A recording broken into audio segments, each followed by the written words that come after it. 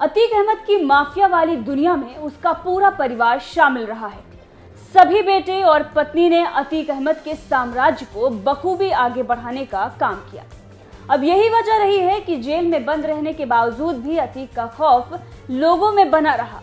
वहीं 24 फरवरी को जिस तरह से उमेश पाल की हत्या कराई गई, उससे साफ समझ में आता है कि जेल में बंद रहने के बावजूद भी अतीक अपने गैंग को चला रहा था और उसकी बेगम शाइस्ता परवीन इस गैंग को लीड कर रही थी।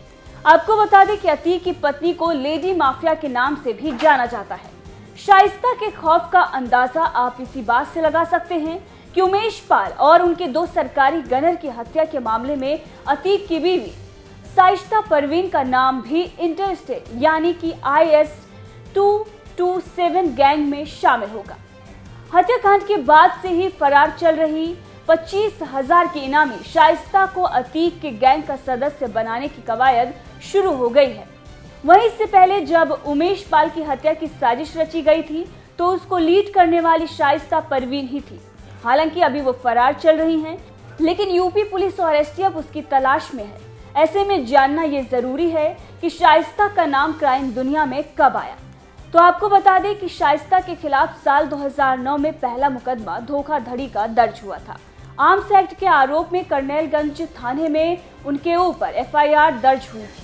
उसी मामले में 2 और मुकदमे करनैलगंज थाने में दर्ज किए गए थे। इसके बाद धूमनगंज थाने में 25 फरवरी साल 2023 को हत्या, जानलेवा हमला, साजिश रचने, 7 CLA एक्ट के तहत कई गंभीर धाराओं में मुकदमा लिखा गया।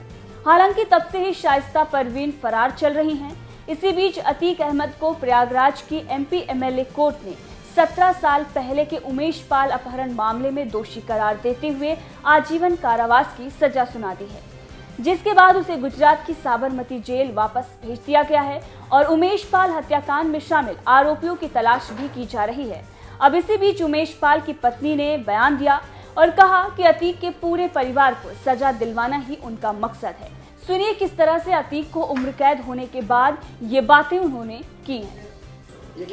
मैं जजमेंट जो आज हुआ है उस जजमेंट के हिसाब से मैं उनकी जजमेंट तक खुश नहीं हूँ, क्योंकि उन्होंने जो उम्र कैद की सज़ा सुनाई है, कारावास दिया है, तो ये इस पर मैं जजमेंट में खुश नहीं हूँ। मैं अब जो है इस जो है फैसला, इसको मैं हाई कोर्ट और सुप्रीम कोर्ट तक लेके जाऊंगी। मुझे चाहिए कि मुझे अपने हस्बैंड के जो न्याय चाहिए, मुझे वो फांसी की सज़ा सुनाना है।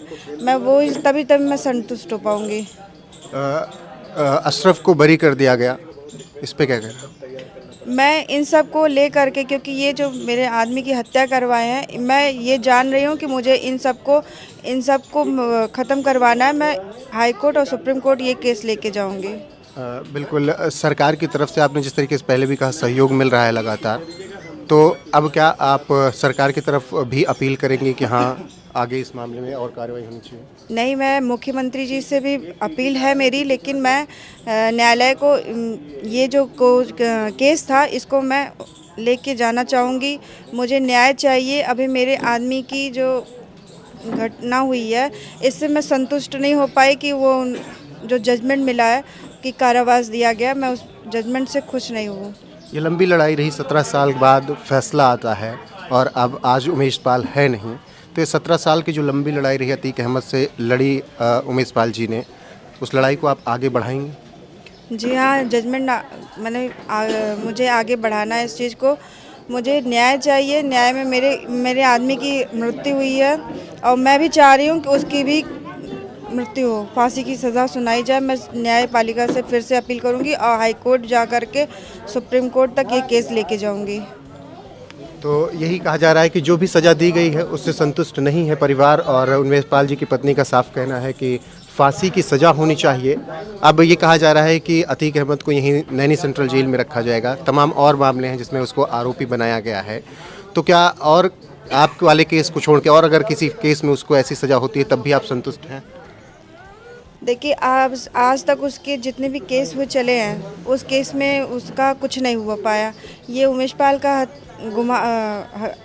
उमेश पाल जी की हत्या जो हत्या हुई है, और ये जो है गवाहदार थे, गवाहदार में उन्होंने जो है इस तरह से सज़ा मिली है तो न्यायपालिका, तो उनको जजमेंट यही देना चाहिए था कि फांसी की सज़ा होनी चाहिए थी। जो कि फांसी की सज़ा ना होकर उम्र कैद की सज़ा हुई है, वो चाहे वो जहाँ भी रहेगा वो खतरा कर सकता है। इसलिए मुझे जो है ये केस को जो है मुझे हाई कोर्ट और सुप्रीम कोर्ट तक लेके जानी पड़े। मुझे न्याय चाहिए, न्याय भी ऐसा हो कि जो ख़त्म होने वाला हो। अभी तक असद नहीं मिला है, अभी तक शाइस्ता परवीन नहीं मिली हैं। वो सब मिल जाएंगे बाद में, क्योंकि ये जो है मुख्यमंत्री जी पे छोड़ दिया है, बाकी वो अपना सब देखेंगे। जिस दिन ये कुछ हुआ 24 फरवरी को, उससे पहले कभी उमेश जी ने बताया हो कि हाँ इस तरीके की धमकियाँ मिल रही हैं या कुछ ऐसा किया जा सकता है? कभी कुछ आपसे शेयर किया?